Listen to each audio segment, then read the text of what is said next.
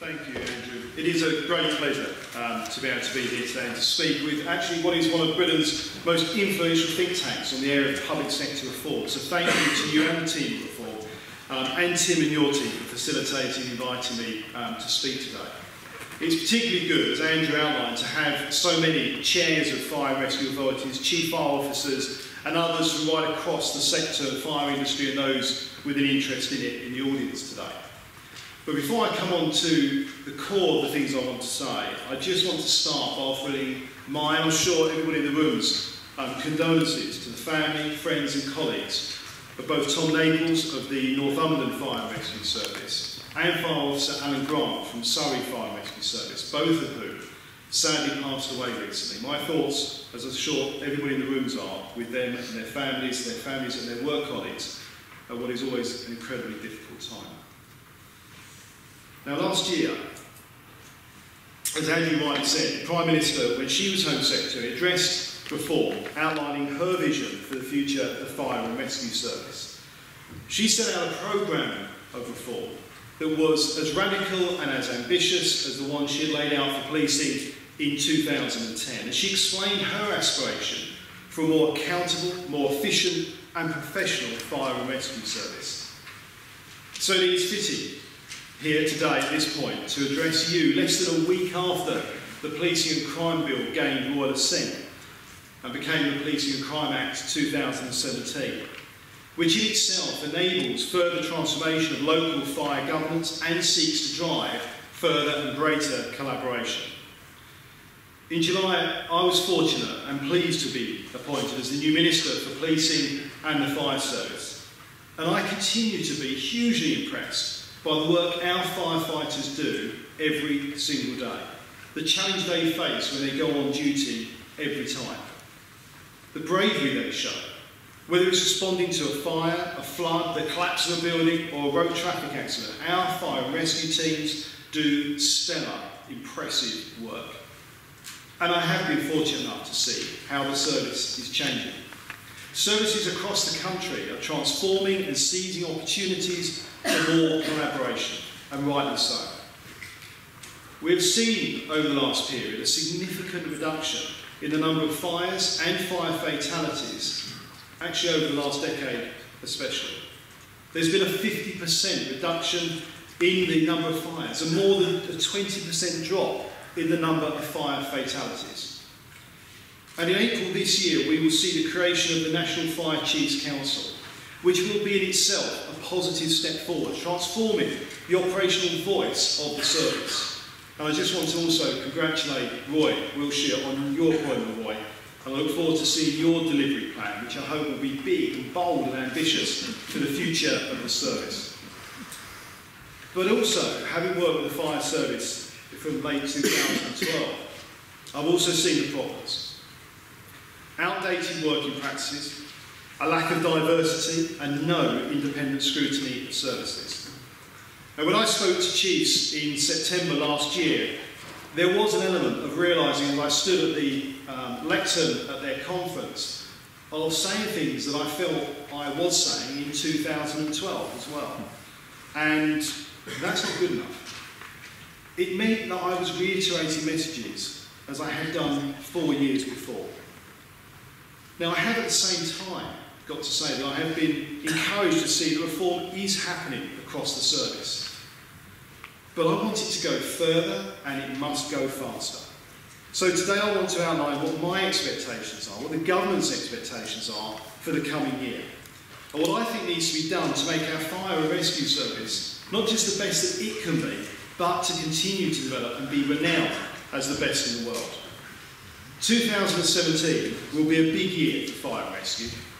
If we can get it right, and it is for us, it has to be everybody with an interest in the sector, we have the potential to take this opportunity to transform the sector for the better, to create a fire service that is ready for the challenges of the future. I want this to be the year where real change happens. So I thought today would be a good opportunity to talk you through the areas where I see the opportunities and the need for transformation. When the Prime Minister spoke about the need for reform, one of the problems that she highlighted was the lack of a suitable inspection regime. She commented that the system currently in place, which involved chief fire officers hand-picking effectively their own reviewer, setting their own terms of reference, and then deciding whether or not to publish the results, was like somebody being able to set their own exam paper and then resolving that you've passed. This isn't acceptable, and it's why we are creating a new inspectorate for the fire service. This inspectorate will be modelled on HMIC, including, as with policing, a focus on efficiency and effectiveness. It is essential that regardless of provider, inspection teams include suitable skills and expertise from the fire sector. This new inspectorate will be empowered to determine how effective each service is to prevent and respond to incidents. Whether the service provides value for money, whether the service understands what its current demands actually are and where its future risks lie, as well as its leadership, training, diversity, values and culture. My ambition is for the first inspection to be taking place this year, and I'll make further announcements about that shortly. We will also be able to commission thematic inspections on individual issues if needed, and I can announce today that the very first issues that I will be asking the inspector to focus on are diversity, collaboration and flexible deployment. The local government's peer review programme also needs to change, and it needs to complement the work of the forthcoming inspectorate. So I do look forward to hearing their proposals about how this will be transformed into a genuine sector-led improvement process. And to support greater transparency and to encourage greater accountability, I will also be creating a new website, operational this year, to mirror what we see on police.uk. This website will hold a range of information all in one place about the fire and rescue service, developing transparency further. It will include data which helps the public to assess the performance of their local service, as well as information about chief officer pay, expenditure, accounts, efficiency plans and workforce composition. Police UK itself has proven to be an incredibly popular tool, and I hope that this site will be just as valued by the public. It has the ability to unleash our armchair auditors to do their sterling work in scrutinising how services are operating in their locality. In the spring, I will also publish the first tranche of incident-level data from the incident recording system, which is something the sector has asked for. I will also increase accountability by bringing the same democratic, direct mandate to the oversight of fire and rescue as we already have in policing. The Policing and Crime Act, which gained royal assent, as I say, just last week, will enable police and crime commissioners to take on responsibility for the governance of local fire and rescue services where a local case is made.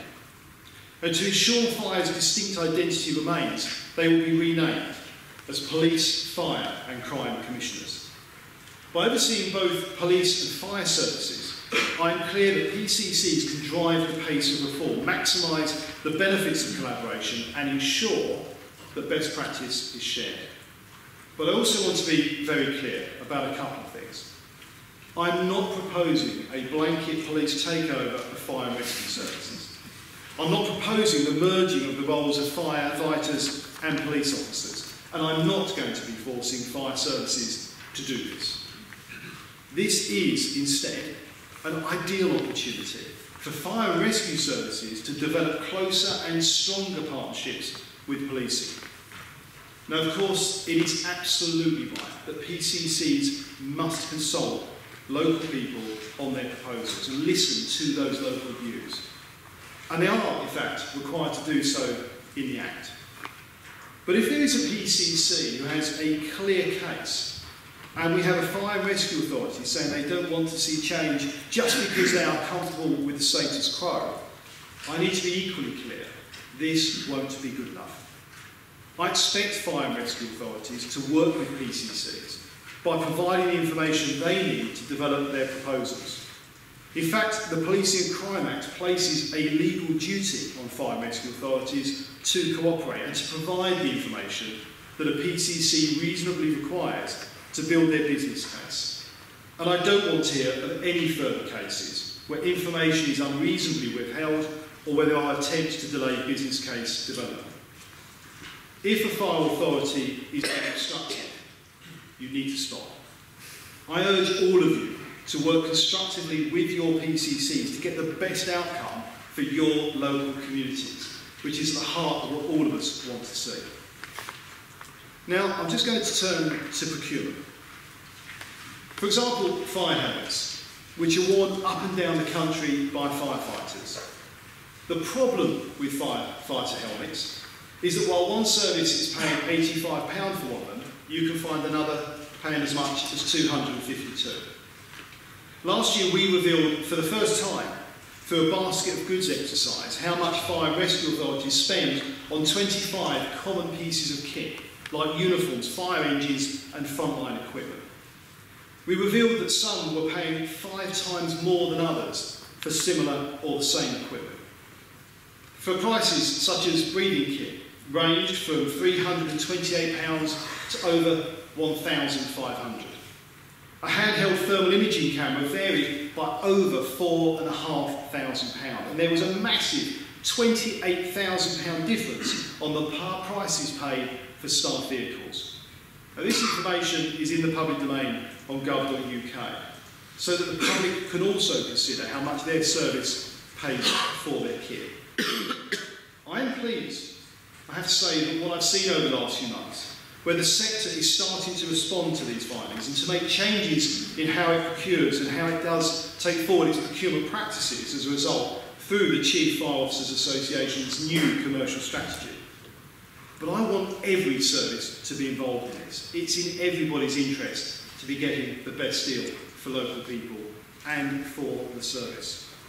I want every service to be taking a long, hard look at their procurement practices and questioning whether they could be more strategic. And I have to lay the challenge at the door of the sector to give me a quantifiable ambition as to what savings are possible. I want to see services working together and getting a better deal from suppliers in order to save themselves and ultimately the taxpayer money. It makes absolutely no sense at all for fire and rescue authorities to be buying the same kit separately, but there are so many benefits to be gained from buying together.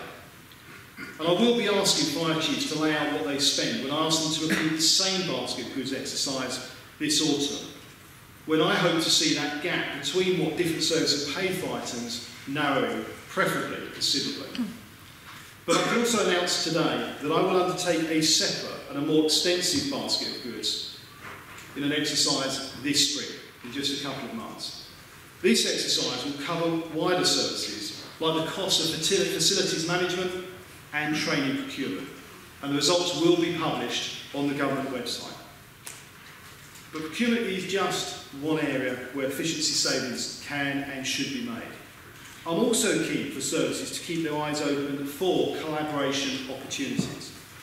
The Policing and Crime Act introduces a new statutory duty on the emergency services to keep collaboration opportunities under review at all times and to enter into collaboration where it would be in the interests of their efficiency or indeed effectiveness to do so. Now, this new duty will come into force in April this year. And going forward, I expect the pace and ambition of collaboration to increase and become the norm. As I've already said, there are now half the number of fires there were just a decade ago, and that is great news and a testament to what the entire industry has been doing, particularly in that work of prevention. But it also poses questions for all of us in the sector that we need to stand up and start talking about. And that is about the role of the service going forward. How can we deliver what is needed more efficiently, and how can the service engage with other local services? Better joint working can strengthen our emergency services, deliver significant savings to the taxpayer, and more importantly, ensure and enable us to better protect the public.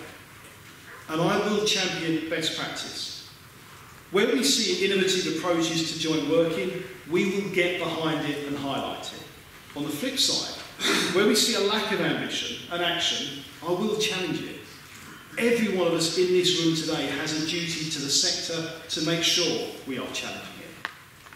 I have seen some really good, exciting examples of collaborative working. For example, the sharing of headquarters between police and fire in Hampshire and in London, collaboration between the ambulance service's first responder scheme and the London Fire Brigade. and in Durham and Cornwall, where we have tri-service community safety responders who work as PCSOs, retained firefighters and emergency medical responders, bringing great benefits to the communities that they serve.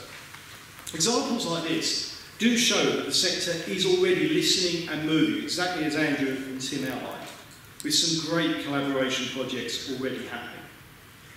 I've seen how local government, for example, in itself, which leads on fire, has delivered sensible savings whilst protecting frontline services and keeping council tax down. And we can learn from that right across the sector.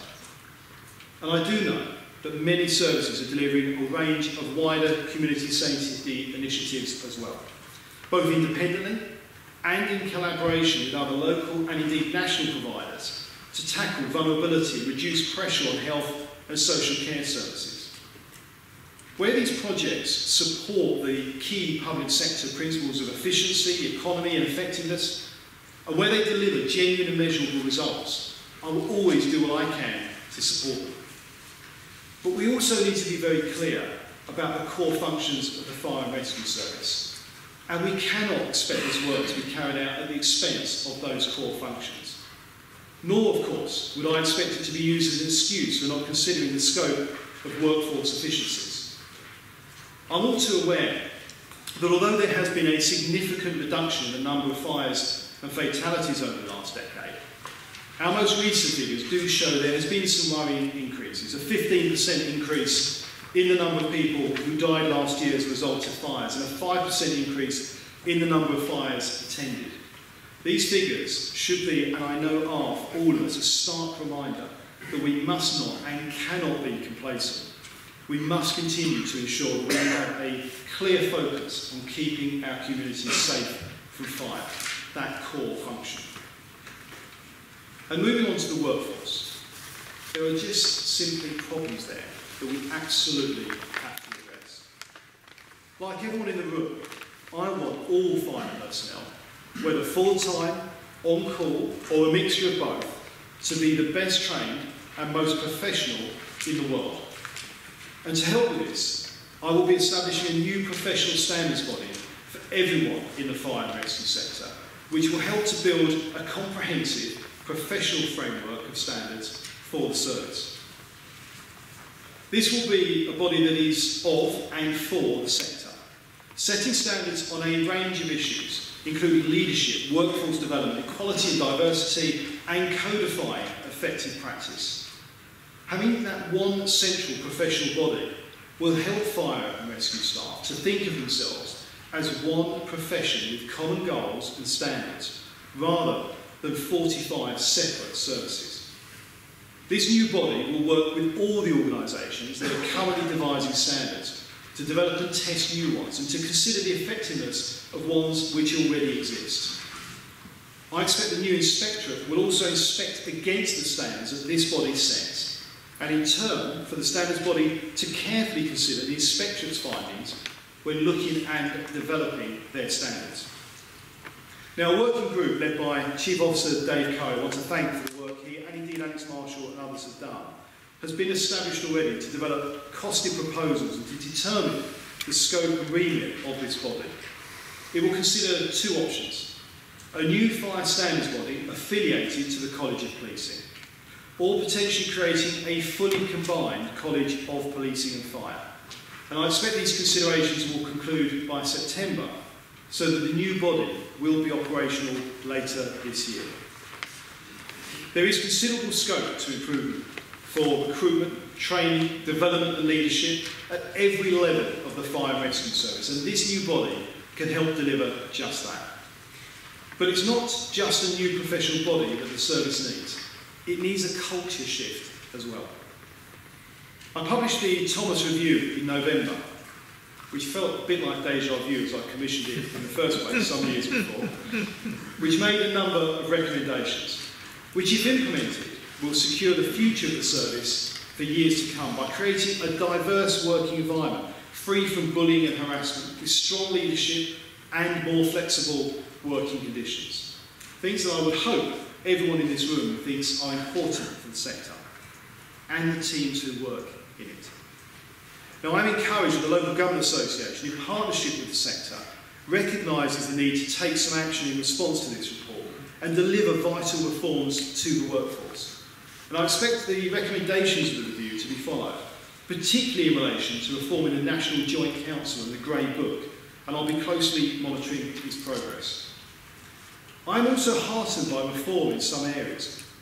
For example, just late last year I visited Buckinghamshire Fire and Rescue Service, who have introduced flexible crewing systems, negotiated locally. Firefighters themselves were welcoming of this flexibility and the broader use of their skills, and actually the excitement they had around a different way of working was palpable. At the same time, it delivers a better value service for the local community. But I want to see more innovation like this right across the country.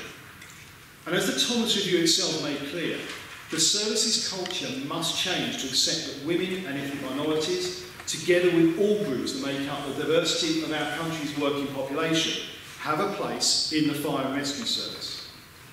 One of my biggest disappointments last year was when we published the latest workforce statistics and seeing that very little has changed in terms of diversity.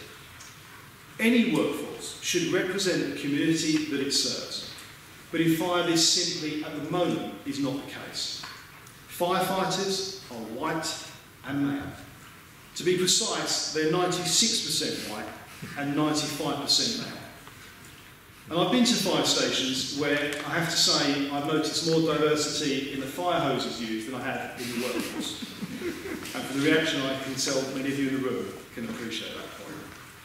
I do recognise that some services are trying to work on this, but the proportion of black and ethnic minority and female firefighters must increase. And I do welcome the challenge that Commissioner Danny Cotter gave just yesterday to increase the percentage of female operational staff in the London Fire Brigade from 7 to 18%.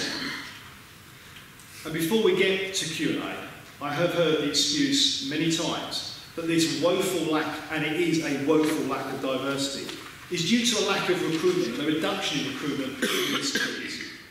So before anybody inside or outside this room wants to make that point, let me just say this. That isn't good enough. This is an issue that has been decades in the making. And recruitment itself is only one aspect. And even where it has happened, the diversity work hasn't been good enough. A culture shift is needed. Action is needed on recruitment, progression, inclusive working practices as well. The progression through the service has to be better as well as recruitment. Now, policing has shown that this improvement is possible and achievable. And I'm sure policing itself will be amongst the first to admit that it still has a way to go. But there have been significant improvements. And forces do there now have a greater proportion of female and BME officers than ever before. In fact, there are 5 times the proportion of female officers in policing than there are female firefighters. And the rate of police joiners from the BME background was over 12% last year. 1 in 4 new recruits to the Metropolitan Police are non-white. These changes, these improvements, are down to determined action across police forces, using targeted attraction strategies and redesigned recruitment practices, as well as from the leadership of the College of Policing, which itself has published advice on the use of lawful positive action. And it has also provided case studies from across forces showing what can be achieved, and doing something we don't do enough of, sharing good best practice.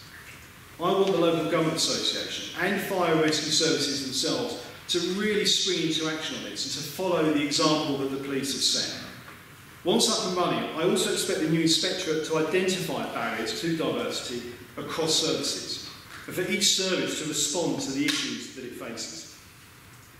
And let's also be clear, almost a third of the fire sector workforce is due to retire over the next few years. So there is also a golden opportunity for services to look hard at how we recruit and who you recruit, to make sure that your workforce really does reflect the community that you serve.